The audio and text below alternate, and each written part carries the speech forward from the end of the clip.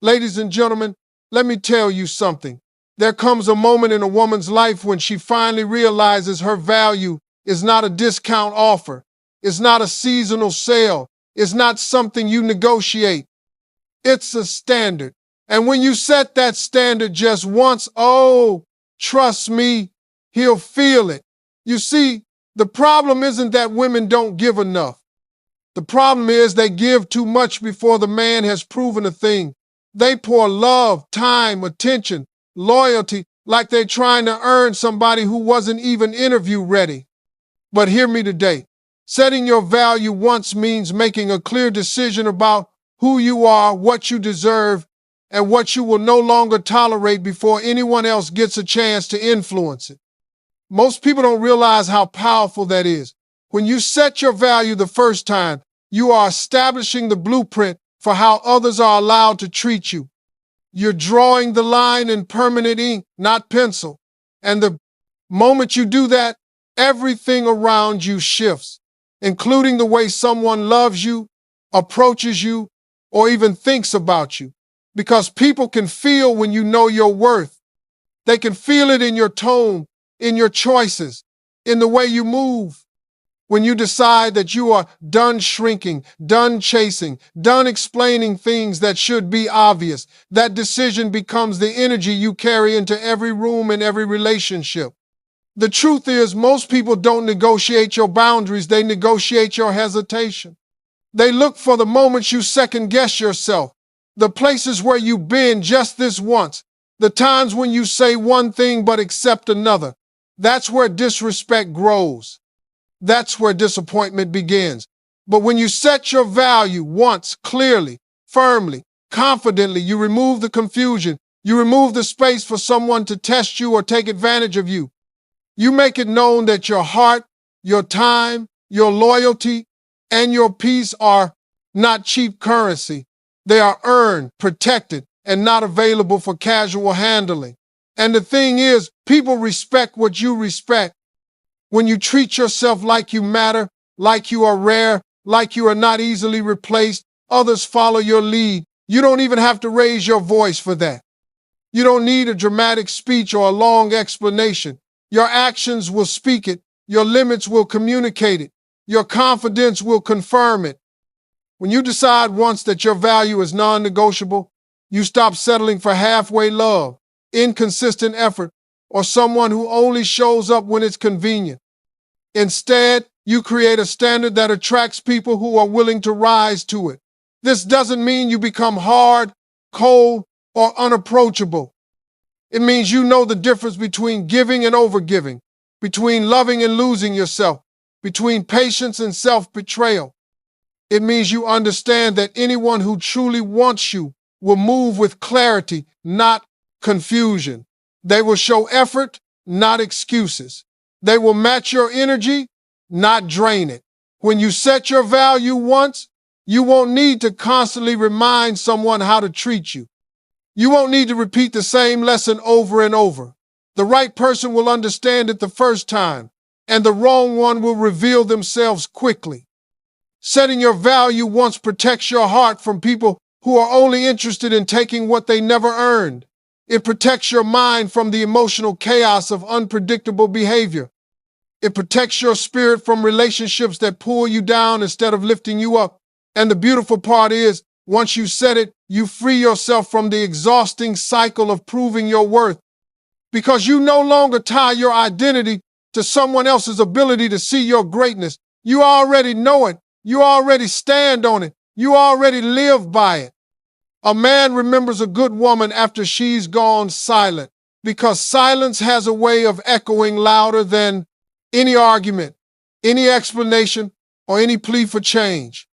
When a woman is talking, expressing, correcting, reminding, most men take that as noise, background, sound, something they assume will always be there. They misunderstand her words as complaints instead of warnings, as nagging instead of guidance, as emotion instead of devotion. But when that woman goes quiet, when she finally withdraws her energy, her attention, her softness, that silence hits like a mirror. It forces him to see everything he ignored when she was still giving him chances. Silence isn't absence, it's revelation. It's the moment he finally feels the weight of everything she carried for the relationship. Most men don't realize how much a woman does until she stops doing it. They don't realize how much she cared until she stops showing it. They don't realize how much she tried until she stops trying. A good woman's presence is nurturing, steady, consistent.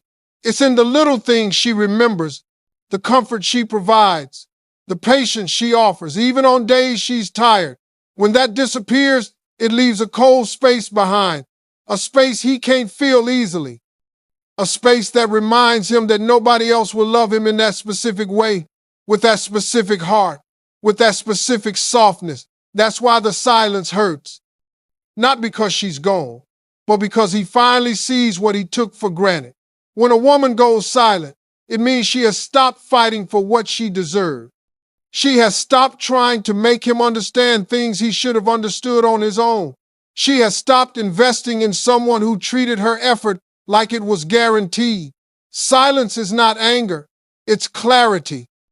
It's the moment she realizes that her love cannot fix someone who refuses to grow. And that quietness becomes the moment he realizes he should have listened while she still had words left to give. Silence exposes the difference between a woman who is still hoping and a woman who is finally done. And this is why the memory hits him deeply. A man remembers the meals she cooked without being asked. He remembers the time she encouraged him when he doubted himself. He remembers how she made his world feel lighter, safer, more grounded. He remembers how she loved him through storms he created. He remembers the loyalty she offered when he barely gave her stability in return. These things start replaying in his mind like scenes he never appreciated while the movie was still running. A good woman becomes unforgettable the moment she stops trying to be remembered. Silence teaches him what her presence once meant. It teaches him the value of consistency, the weight of kindness, the rarity of genuine support. It teaches him that attention is not a right but a privilege, and that once it's gone, the void it leaves behind is heavy. He begins to understand that silence is the final message not spoken but felt. And once that message lands, it stays with him. It stays in his thoughts, in his regrets, in the spaces where her love used to live. Walking away is often the loudest statement because actions speak with a clarity that words can never match. You can talk, argue, explain, reason, plead, and hope someone will understand your worth. But as long as you stay in a situation that hurts you, your presence contradicts your words. Walking away removes that contradiction. It is the moment when your movement finally aligns with your value. When you leave, you deliver a message that cannot be ignored, twisted, debated, or dismissed. It is a statement that says, I meant what I said in a language that even the most stubborn heart can understand. People wake up when they lose access to what they thought would always be there. There's something about distance that makes the truth sharper. When you walk away, you take with you your energy, your support, your attention, your love, your peace. That loss creates a silence that demands respect. And in that silence, the other person is forced to confront the reality they kept avoiding. Maybe they thought you would tolerate it forever. Maybe they assumed your loyalty was unconditional.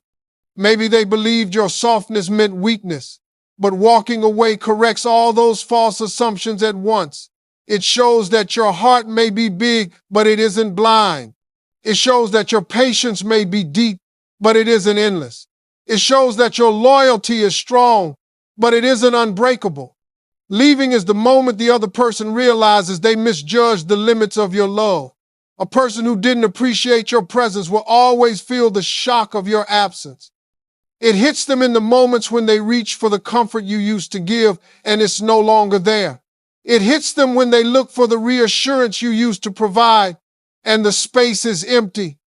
It hits them when they expect your usual effort, only to find silence in its place. Walking away forces them to confront the simple truth that what you gave was not ordinary. It wasn't easy to replace. It wasn't something anyone else would deliver in the same way. Your absence becomes a mirror showing them the weight of everything they took for granted. And sometimes walking away is not just a statement to them, it is a statement to yourself. It is the moment you stop betraying your own needs for the sake of someone else's comfort. It is when you choose your peace over their inconsistency, your future over their indecision, your happiness over their excuses.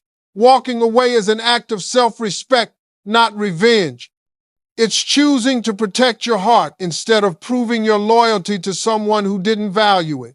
It's recognizing that staying would have cost you more than leaving ever will. It's understanding that love should not require you to lose yourself in the process of trying to keep someone else. Walking away is powerful because it breaks cycles that words could never break. It signals that you are done participating in a story that no longer honors you. It gives you the freedom to rewrite your life with people who see your worth without needing to lose you first. It is the kind of statement that echoes long after you've stepped out of the room, long after the door has closed, long after your footsteps have faded. Self-love sets the standard for all love because the way you treat yourself becomes the blueprint for how others treat you. When you value yourself, you naturally build boundaries, expectations, and habits that communicate to the world what is acceptable and what is not. But when you neglect yourself, when you settle, when you give more than you have, you unintentionally teach people that they can do the same. Self-love is not about being selfish. It is about being aware of your worth, aware of your needs, aware of what drains you and what nurtures you. It is the foundation of every healthy relationship because you cannot expect someone else to love you properly if you don't even show yourself how it's done.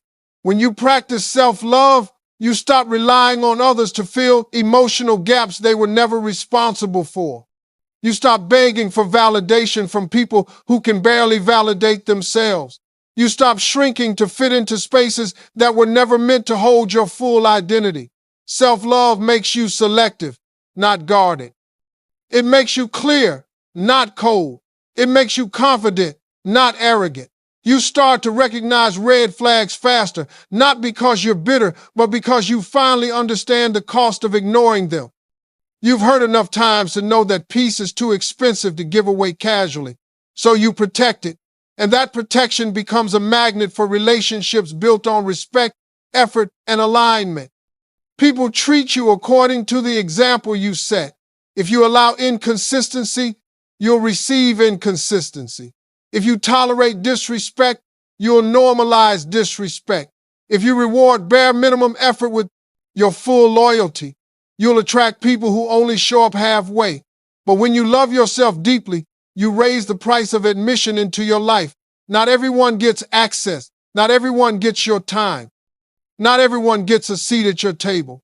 And the ones who do, they show up differently because they see you showing up differently for yourself. They recognize that you are not desperate, not needy, not willing to sacrifice your identity for temporary affection. They become more intentional because they know you won't stick around for anything less. Self-love also changes the way you love others. When you feel full within yourself, you give from a place of abundance, not desperation. You love without losing yourself. You care without carrying burdens that aren't yours. You support without abandoning your own needs. You understand the difference between helping someone grow and trying to save someone who doesn't want to be saved. You become more patient, more compassionate, more grounded, because you are not pouring from an empty cup. You are giving from overflow, not depletion. And the most powerful part of self-love is that it attracts relationships that feel peaceful, not painful. When you honor yourself, you naturally align with people who honor you too. People who appreciate consistency, people who communicate, people who bring clarity instead of confusion, people who see your worth without needing a reminder. Self-love makes you magnetic to the kind of love that feels steady, respectful, and nourishing. Because you've set a standard that only those with genuine intention can meet. You don't have to beg for what should be given freely because real love, real respect, and real effort come from willingness, not pressure. When someone truly cares about you, you will never have to chase them, convince them, or constantly remind them of your needs. They will show up on their own. They will listen without being forced. They will give without being asked. Begging for love is what happens when someone has been conditioned to accept crumbs, to believe that their needs are too much, or to think they owe someone loyalty just because they feel attached. But the truth is, anything you have to beg for will never feel secure once you receive it, because it was never offered with a genuine heart in the first place. When love is real, consistency flows naturally. Respect is automatic. Effort is effortless. You don't have to script the other person's behavior. You don't have to repeat yourself until you're exhausted. You don't have to carry the whole relationship on your back. When someone values you, they take initiative. They remember what matters to you. They consider your feelings in their decisions. They don't make you fight for the bare minimum. They don't give you attention only when they fear losing you. They give because that's who they are, not because you begged for it. And when you understand this difference, you stop lowering your standards just to hold on to someone who doesn't even meet you halfway. Begging also slowly breaks your spirit. It chips away at your self-esteem. It makes you doubt your worth. It makes you question whether your needs are unreasonable. It convinces you to accept less than you deserve just to keep someone who wouldn't even do the same for you. And the worst part is, the more you beg, the more the other person gets comfortable giving the least. They start believing you'll always tolerate it. They assume you'll never walk away. But the moment you realize that love is supposed to feel reciprocal, peaceful, and safe, you stop trying to earn what should come naturally. You don't have to beg for honesty. A sincere person will tell you the truth without making you pull it out of them. You don't have to beg for loyalty. Someone who chooses you won't entertain what threatens the relationship. You don't have to beg for communication. Someone who wants you will make an effort to understand you. You don't have to beg for effort. A person with genuine intention will invest in the relationship because they see its value. Anything that requires begging becomes a constant battle, and relationships are not supposed to feel like a battlefield where you're fighting alone. Choosing not to beg is a form of self-respect. It tells the universe, I am worth more than this. It tells your heart, I deserve love that doesn't make me feel afraid of losing myself. It tells the wrong person, if you cannot give what is basic, I will not lower myself to ask you again. And it tells the right person exactly how to treat you, because people rise or fall to the standards you uphold. When you stop begging, you create space for someone who will meet your needs freely, joyfully, and consistently, without making you question your worth in the process. Your worth doesn't decrease because someone couldn't see it, because their inability to recognize your value says more about their limitations than it ever says about your identity. Too often, people internalize rejection, inconsistency, or mistreatment as proof that they are not enough. They start believing that if someone didn't choose them, didn't appreciate them, or didn't stay, then something must be wrong with them. But the truth is, someone else's vision of you is not the measure of who you are. Some people are simply not equipped to receive the kind of love, loyalty, and depth you bring. Some are too immature, too distracted, or too broken to value what stands in front of them. Their inability to see your worth doesn't make you less worthy. It only reveals their lack of awareness. Your worth is inherent. It was there before they came, and it remains after they leave. It is not earned by how well you love someone, how hard you try, or how much you sacrifice. It is not a reward someone gives you for being convenient or perfect. Your worth is the quiet, steady truth of your existence. It lives in your kindness, your resilience, your compassion, your intentions, your heart. Even when someone overlooks all of that, the qualities still remain within you. They don't disappear just because one person failed to appreciate them. You don't become less valuable when someone else is too blind or too self-centered to recognize what you bring to the table. When you tie your worth to someone's approval, you hand them the power to define you. You allow their choices, their habits, their insecurities to shape how you see yourself. But when you understand that your value is independent of anyone's perception, you become unshakable. You stop chasing validation from people who don't even respect themselves. You stop bending to fit into places that are too small for your spirit. You stop lowering your standards just to keep someone who isn't capable of rising. You realize that the right people will see you clearly without needing explanations, reminders, or demonstrations. They will recognize your heart without you having to prove it. Someone's inability to appreciate you often comes from their own emotional unreadiness. Sometimes people reject good things because they don't feel deserving of them. Sometimes they run from love because they fear intimacy. Sometimes they push away loyalty because they're used to chaos. None of that is your responsibility to fix. You are not required to shrink so someone else feels comfortable. You are not obligated to dull your light to make someone else feel less insecure. You are not meant to convince anyone of your greatness. Your presence, your effort, and your love should speak for themselves.